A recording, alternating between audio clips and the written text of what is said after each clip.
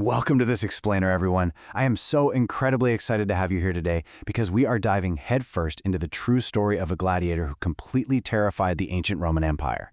We're talking about a historical figure whose very name has basically become a synonym for defying the odds. We're going to break down exactly how this happened step by step based purely on the facts from our source material. So get ready, because this is an absolute masterclass in defiance and the sheer unstoppable power of human willpower against a massive military machine. He was born a slave, but nearly destroyed the most powerful empire in the world.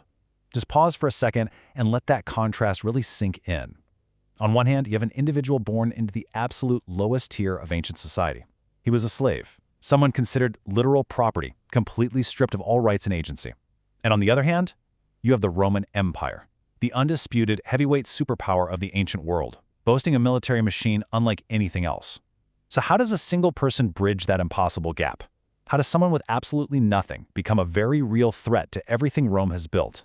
Well, that is exactly the journey we are unpacking today. Section 1. The Ultimate Underdog. Section 2. The Spark of Rebellion.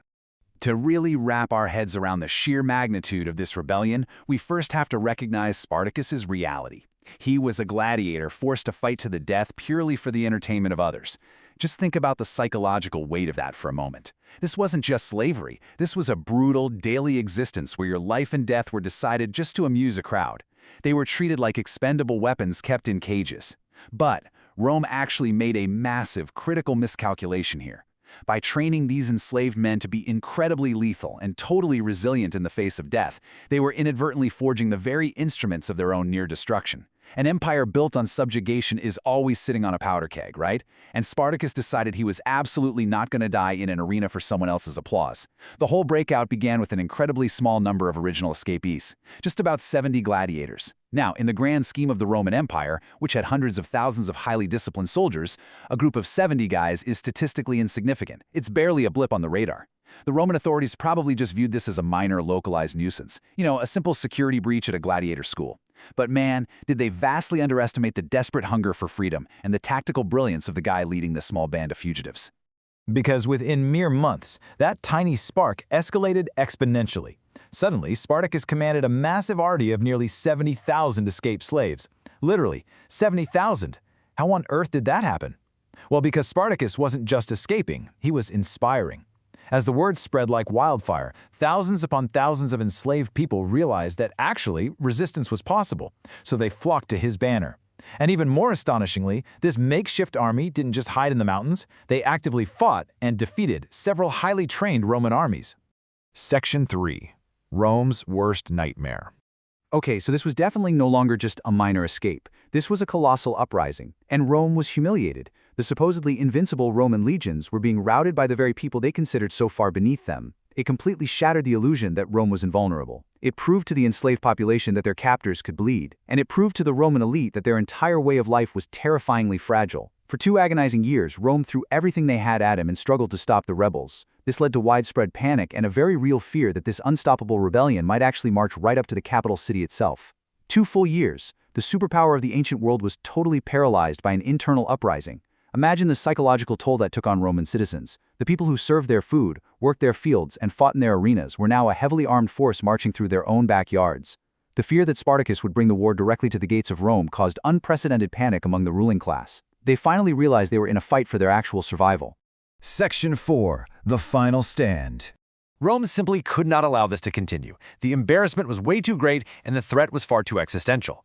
They had to pour their vast resources and their most ruthless leadership into solving this crisis once and for all. The era of underestimating Spartacus was officially over. If we trace the rapid, terrifying progression of this conflict, we go from that desperate breakout of just 70 men in 73 BC through 2 grueling years of seemingly impossible victories against the empire, all culminating in the fateful year of 71 BC. Rome was finally bringing the full, terrifying weight of its military infrastructure to bear against the rebel army. It was a blazing comet of a rebellion that burned incredibly bright, and it shook the very foundations of the ancient world in a shockingly short amount of time. By 71 BC, the ultimate brutal matchup was set. You have a formidable slave commander going head-to-head against the ruthless Roman general Marcus Licinius Crassus. On one side, you've got Spartacus, relying on the sheer willpower, numbers, and absolute desperation of 70,000 freed slaves. And on the other side, you have Crassus. He represented the absolute apex of Roman military might, vast wealth, and cold strategic discipline. Crassus wasn't just sent out there to win a battle. He was sent to send a message. He was tasked with unequivocally restoring Roman dominance. It is the classic, devastating clash between an unstoppable force and an immovable object. Ultimately, Crassus defeated the rebels in a brutal, bloody battle, and Spartacus died fighting on the battlefield rather than surrendering. When the end came, it was violently definitive. But I really want you to focus on how it ended for him. He didn't run away. He didn't surrender to face execution or go back in chains. He met the empire's might head-on, and he died exactly as he had lived those final couple of years, as a free man fighting on his own terms. Section 5. A symbol of freedom. Now, while the physical rebellion itself was violently crushed, the impact of his actions, well, that created a legacy that outlived the Roman Empire itself. Rome might have won the War of Swords and Shields in 71 BC, but they completely lost the War of Ideas. You can kill a man, and sure, you can scatter an army, but you absolutely cannot kill the idea that human beings deserve to be free. The sheer fact that a slave could stand up to Rome proved that the empire was not omnipotent. His courage in the face of literally impossible odds cemented his status as an immortal symbol of freedom and resistance. And honestly, this is exactly why we are still talking about an ancient gladiator thousands of years later. It's not just about the military tactics or the troop numbers. It's about the universal human spirit. His absolute refusal to accept a life of subjugation just resonates across centuries, inspiring countless generations who find themselves facing overwhelming, oppressive forces. So, to wrap up this explainer, I want to leave you pondering one final thought. How does a defeated gladiator become one of history's greatest symbols of resistance? It really challenges us to rethink what victory actually means, doesn't it? Spartacus lost his life, and his army was ultimately destroyed, yet his defiance completely transcended that physical defeat. It shows us that a powerful idea, coupled with a supreme display of courage, can ultimately triumph over brute force in the grand sweep of history. Thank you so much for joining me to explore this incredible story today. Keep questioning, keep learning, and I will see you in the next explainer.